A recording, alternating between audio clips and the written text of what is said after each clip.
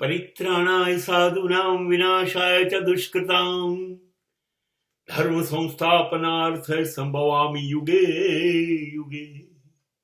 સત્પુરુષોના રક્ષણ માટે અને રાક્ષસોના નાશ માટે, ધર્મની સ્થાપના માટે અને અધર્મના ઉત્થાપન માટે હું વારંવાર આવીશ, આવ્યો હતો, આવતો રહીશ. આ કૃષ્ણનું વચન છે અને આવે છે.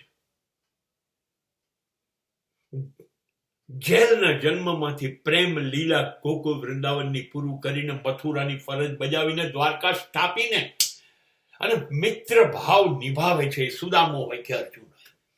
અર્જુન તારી સાથે છું, બોલ.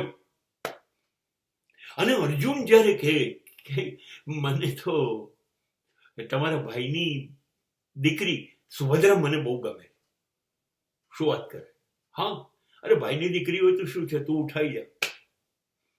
અને પોતાના મિત્ર પાસે પોતાના ભાઈની દીકરીનું અપહરણ કરાવે છે અને ભાઈને સમજાવે, જવા દો ને ભાઈ, ના હા લડવું છે તો ચલો લડીએ. ભાઈ હવે અર્જુન જેવો માણસ છે, એની જોડે શું લડીશું, છોડો ને, આપણી દીકરી સુખી થઈ જશે. જુઓ ને, પોતાના મિત્ર દ્વારા પોતાના ભાઈની દીકરીનું અપહરણ કરાવે છે. એના માટે આ નવું નથી. હા, એ તો 8 રાજાઓની શ્રેષ્ઠ દીકરીઓ, 8 રાણીઓ, એ રૂકમણી હોય કે સત્યભામા હોય, બધાને ત્યાંથી એમની 8 વખત જુદી જુદી રાણીઓનું અપહરણ કરે છે ને 8 વખત એમના પિતા અને ભાઈઓ સાથે યુદ્ધ કરે, બગાડીને એકલો લઈ આવે છે. અને આપણે સૌરાષ્ટ્રમાં માધવપુર છે, ત્યાં કૃષ્ણની ચોરી છે, ત્યાં 8 વખત અપહરણ કરેલી લાવેલી સ્ત્રીઓની જોડે લગ્ન કરે છે અને 8 રાણીઓની સ્થાપના કરે છે. અપહરણ એના માટે સામાન્ય ઘટના.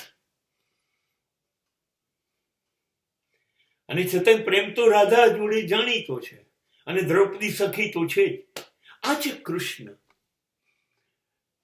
આને શું કહેશો તમે? લીલા કે કપટ લીલા? કેટલો શ્રેષ્ઠ માણસ છે કે જેલમાં જન્મ લઈને ગોકુળ વૃંદાવન મથુરા થઈને દ્વારકા સ્થાપીને દ્વારકાધીશ બને. 10 આંગળીઓ ઉચકેલી વાંસોઈને મૂકીને આવ્યો છે ગોકુળ વૃંદાવનમાં. રાધાને કહીને તારી અમાનત છે. અને આંગળી પર સુદર્શન ચક્ર લઈને આવેલો અને સુદર્શન ચક્રની મદદથી આખા કૌરવ વંશનો નાશ કર્યો હતો. આ શું છે? કપટ લીલા કે બીજું કંઈ?